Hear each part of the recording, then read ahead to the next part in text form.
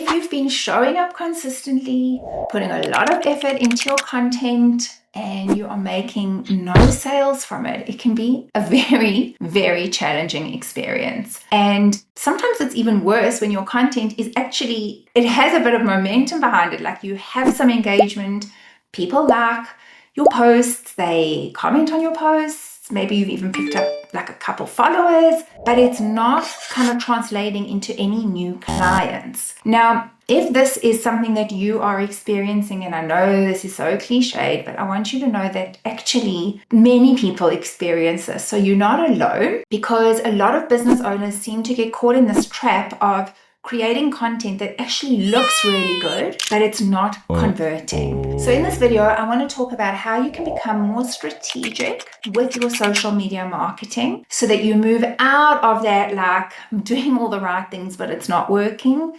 and more into doing the things I need to do to set myself up in the best position so that my content actually starts driving results in my business, which is ultimately bringing more people into our world to work with us and kind of engage with us in a meaningful way. The best part about it is that if you do not have hours every single day to be creating content, when you are more strategic about your content, you don't have to do it every day, and you don't have to be glued to your phone and on your screens looking like, how much engagement did you get and how many people are commenting?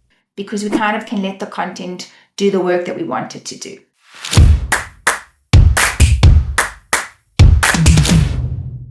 Hi, I'm Candice, and I work with business owners who are ready to start thinking more strategically about their content so that their content actually starts to convert. So we're going to talk about 3 shifts that you can make in your mind and in your content so that your content actually starts to work on that conversion process. But before we get there, I think something very important to kind of preface that with is that, and sometimes it's like a mental thing and we just have to keep reminding ourselves, is we want to move away from focusing on vanity metrics. I mean, you can see I roll my eyes because I hate all these like jargoned cliched, but I mean, it is what it is. So what are vanity metrics if you don't know? It's things like how many people follow you, so your follower count, how many people liked your post, how many people commented on your post, because engagement is not the same thing as income. And there is nothing wrong. I mean, honestly, there is nothing better than getting a little notification that someone's left a comment on your post, or because it boosts us. And sometimes I think it helps us feel like we're not just like speaking to nobody. At least somebody's engaging with us. It's great. Engagement's great. But we also want to move beyond just having content that is engaging people. We want engagement plus conversion.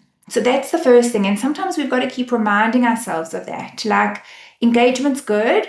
Engagement boosts us. It gives us motivation to keep going. But we actually want a little bit more than just engagement. Okay. So let's talk about 3 things that you can kind of start shifting in your mind and very practically in your content that will make it a little more strategic. So the first thing, and I think a lot of us forget this because these platforms, we hear like about the algorithms and like what we need to be doing to like get these platforms to push our content. And of course we want to get in front of people. And in that kind of like hype, what I think we forget is that actually we're creating content for people, not for platforms.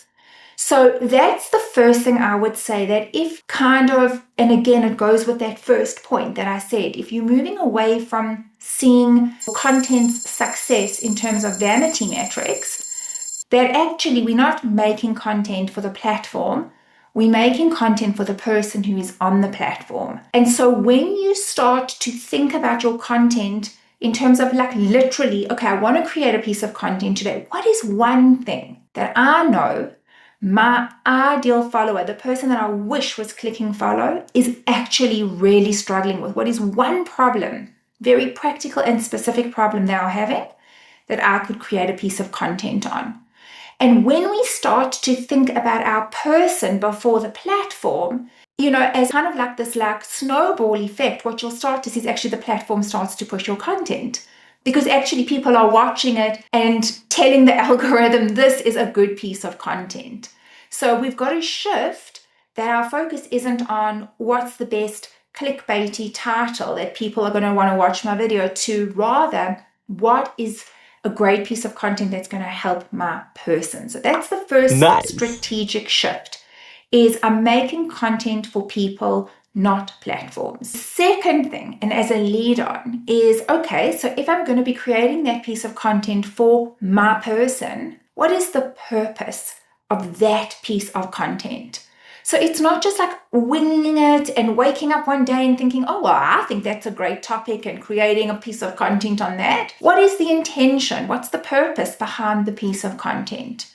And remember, if you're thinking about people who find you, they're going to be in all different phases of that conversion process. So what do I mean by that? The person who's never heard of you, who's like fumbled across your profile, maybe by chance, is like a complete stranger, and in like digital marketing terms, what people would say, like an ice cold lead, right? That person is not likely to purchase something from you immediately, right? Versus the person who's actually been following you for a while and is maybe in a better position to actually trust what you're saying and maybe consider purchasing or signing up or, taking you up on an offer. So we would want to think about the purpose of the piece of content. Who is it for? And what do we want from this piece of content, right? So is it that we need to develop trust with this piece of content? Is it that we need to nurture our audience with this piece of content? So what is the purpose? Okay, so number one, we're creating the content for a person, not a platform. And number two, we're thinking, well, what do we want this piece of content to do? What is its job? Is it to build trust?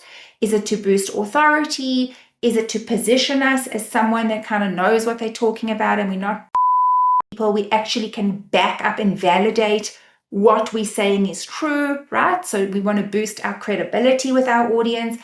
Is it that we want a conversion and we're pushing a direct offer? Like, what do we want the content to do? And lastly, we never want to create content that's like a dead end, so that somebody watches it and then we just like come to the end of the video and there's like, we haven't told them, well, what's the next thing they can do? So again, and you're probably all familiar with this, everyone's like, what's the CTA? What's the call to action?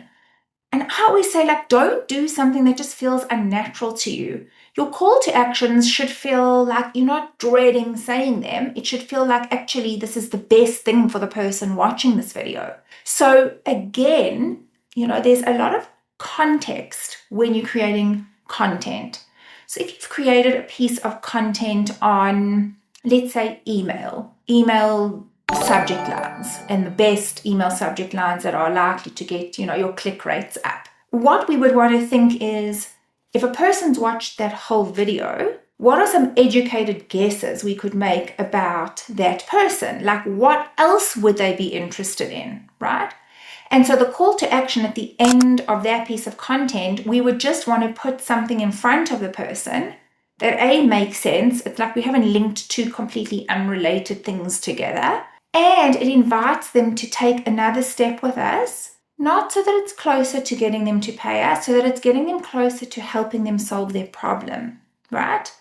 So your call to actions, again, depending on what the purpose of your piece of content is. So if it is, for example, just to build trust with your audience, your call to action might not be to head to a checkout to an offer, okay? Versus if the purpose of a piece of content is for a conversion, you would link it to an offer. If it's to build trust, you might link it to a resource they could get or another video they could watch.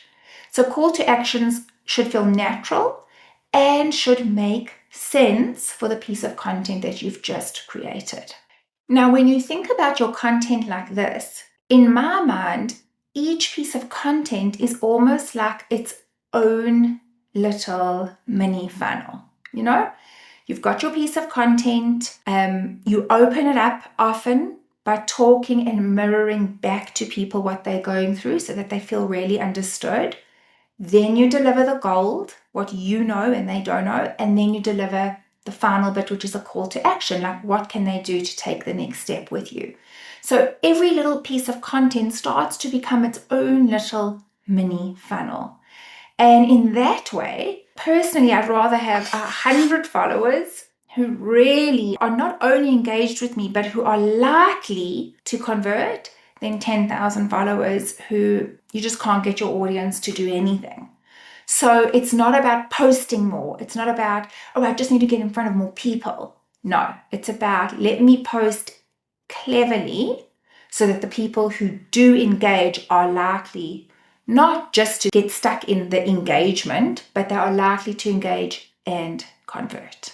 So if this is something that is making sense to you, I actually, as I just referenced now about how each piece of content can be like its own little mini funnel, I've actually got a video on kind of like a structure that you could use when it comes to creating video content that kind of talks about that a little bit more.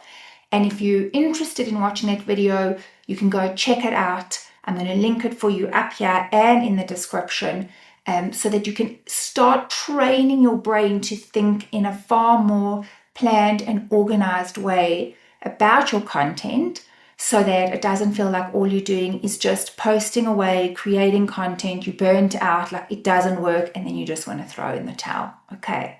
Please, if this was helpful, I'd love to know. Leave your feedback in the comments. If you've got questions, leave them in the comments. And if you haven't done it already, subscribe to this channel so that we can get to know each other and create businesses that actually bring in clients.